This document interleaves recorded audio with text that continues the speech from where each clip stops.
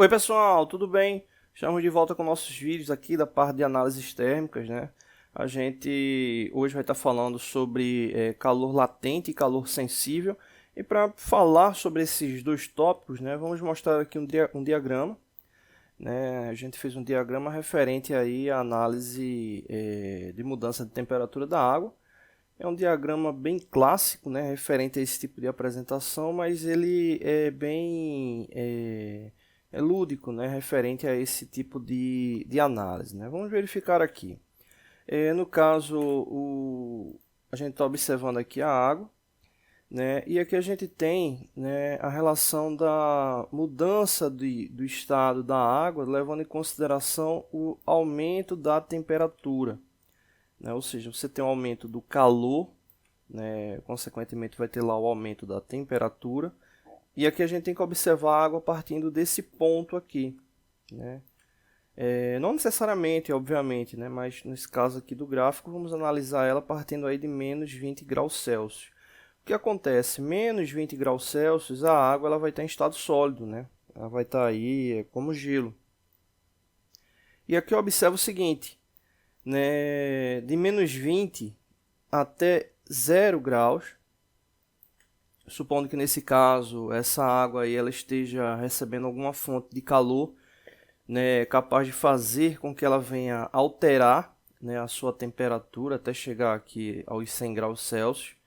Né? Então ela partindo aqui dos 20 graus Celsius, o que acontece é que de 20 graus Celsius até 0, ela continua no seu estado sólido, né? Ou seja, ela continua como gelo. Né?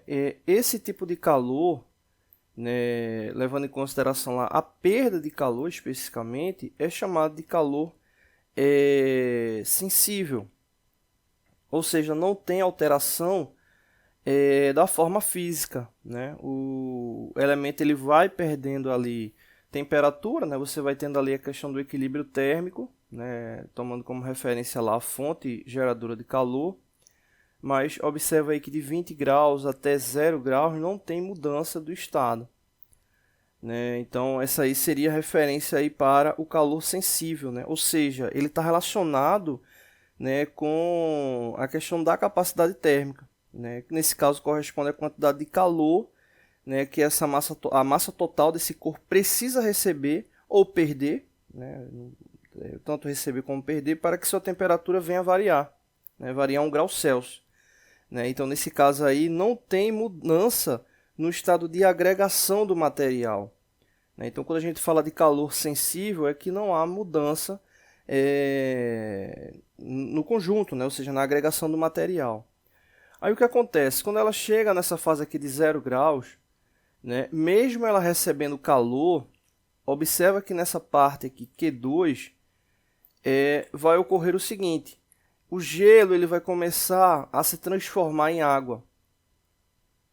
Só que ele não vai se transformar de forma instantânea. Né? Então, ocorre essa transição, mesmo com a fonte geradora de calor, né, estando ali em contato. Né? Então, nessa fase aqui, que você tem gelo e água, né, vamos assim chamar, né, ou melhor, né, tá sólido e líquido, né, esse tipo de calor aqui é chamado calor latente. Né? E aí vem a grande questão da diferença de conceito. Quando a gente fala de calor latente, né, a gente tem que entender o seguinte: é referente a essa quantidade de calor que, ao ser fornecida ou retirada, é a mesma lógica, não altera a sua temperatura. Né? Se você observar aqui, essa linha aqui, essa reta, não tem mudança de temperatura, continua aqui com 0 graus Celsius. Mas o que muda nesse caso é que a mudança é no estado de agregação, né? Ou seja, no estado de junção ali do gelo, porque ele começa a ter essa mudança, né, de gelo para a água, né, ou de sólido para líquido. Então, nesse caso, acaba tendo essa mudança no estado de agregação. Né? Então, essa quantidade de calor por unidade, né, nesse caso, unidade de massa, que é necessário para mudar esse estado de agregação. Né? Então, ocorrendo essa fonte geradora de calor, né, nessa seria uma zona de transição, né? Então aí você teria aí vem um detalhe importante que é muito comum aí trazendo aí para a área industrial, né? Toda essa questão aqui, né, ela envolve, né, uma outra variável, né, que não está aqui no gráfico, que toma como referência o que? O tempo, né? O tempo, ou seja, o tempo específico ali para que aquele material ele venha a ter essa transição, né? E aí o que acontece? Esse intervalo de tempo, ele vai ser maior ou menor dependendo da intensidade da fonte de calor, né? Então, um exemplo, se você pega lá um elemento, né, que está lá, no caso vamos falar especificamente aí da água, né? Vamos supor, a água está lá congelada, menos 20 graus Celsius, ela é exposta a uma fonte de calor de 1000 watts, né? Ela vai ter um tempo específico até chegar lá em 100 graus Celsius, né? Levando em consideração aí pressão ambiente normal, né? E não tendo outros tipos de trocas térmicas com outros elementos envolvidos, né, ele vai ter lá um tempo específico ali para chegar lá a 100 graus Celsius. Se você expõe, né, esse mesmo material, né, esse gelo, aí, exemplo, uma fonte de calor de 2000 watts, né, o dobro ali da potência, né, consequentemente esse tempo ele vai diminuir. Você não tem alteração da sequência lógica, né, de fase, né, mas você acaba diminuindo isso, né, até um ponto que, teoricamente, quanto maior essa potência, menor serão os intervalos e, consequentemente, menos perceptíveis, né?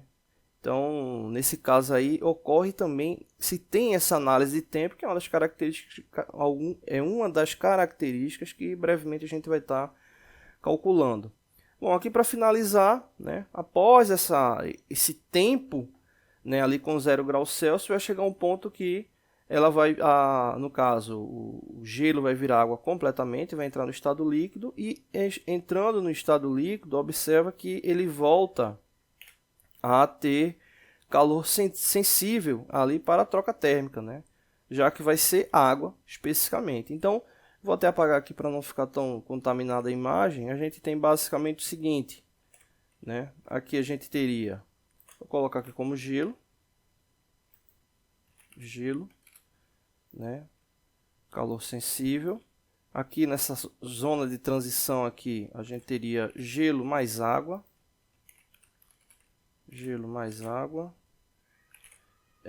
E nessa última aqui, né, seria apenas água, né? E consequentemente aí, com o aumento de temperatura, você teria ali água e vapor e depois só vapor, né? Então você teria essas mudanças aí até o elemento se tornar gasoso, né? Então nesse caso a gente tem aí bem definido aí essa questão da análise térmica, né, da água, tomando como referência aí essas zonas de transição e entendendo como é que funciona calor sensível e calor latente, né? Lembrando, calor sensível você vai ter a alteração térmica, né, ou perder ou receber ou ter o aumento ou diminuição de temperatura, né? Mas o material estando em um estado único, né, ou seja, agregado, e no calor latente você tem essa questão do material ele não deixar de ficar agregado, né, ou seja, tem mudança no estado de agregação, né, então a troca térmica ela vai ter interferência nesse estado de agregação e não na temperatura do material, tomando como referência um intervalo de tempo qualquer, né, que obviamente vai ser maior ou menor dependendo da intensidade da fonte geradora de calor, tá bom?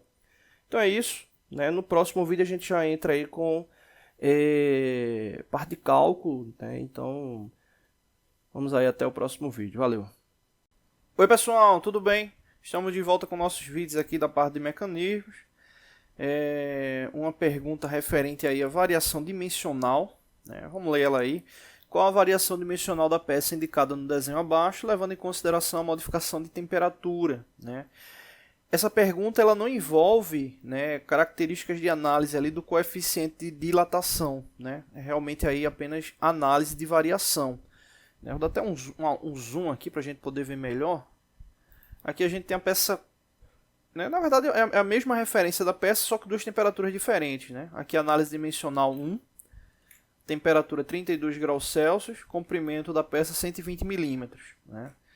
E aqui a análise dimensional 2, com 65 graus Celsius, né? Teve um aumento aí de temperatura de 33 graus. E nesse caso aí ela variou, aumentou o comprimento dela aqui, foi para 120,008, né?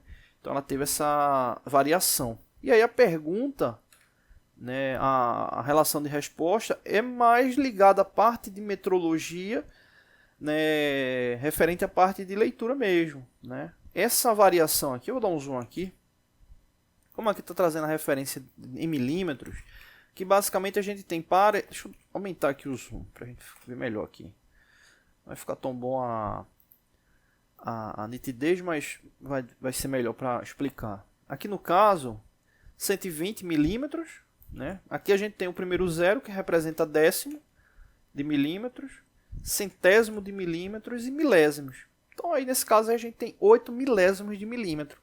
A variação de 32 graus, né, tendo aumento aí de mais 33 graus Celsius, chegando a 65 graus Celsius, fez com que essa peça variasse 8 milésimos de milímetro, né? Então 8 milésimos de milímetro, vamos ver aí, a letra A, variação de 8 milímetros, não, né, que é uma variação muito extrema.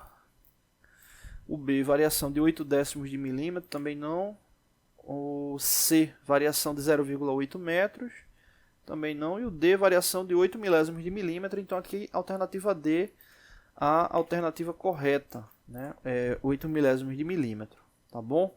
Então apenas interpretação ali da medida mesmo, né? Então nesse caso é a alternativa correta, alternativa D, 8 milésimos de milímetro, tá bom? Então é isso. Não deixe de se inscrever no canal, toda semana tem vídeos novos. Valeu!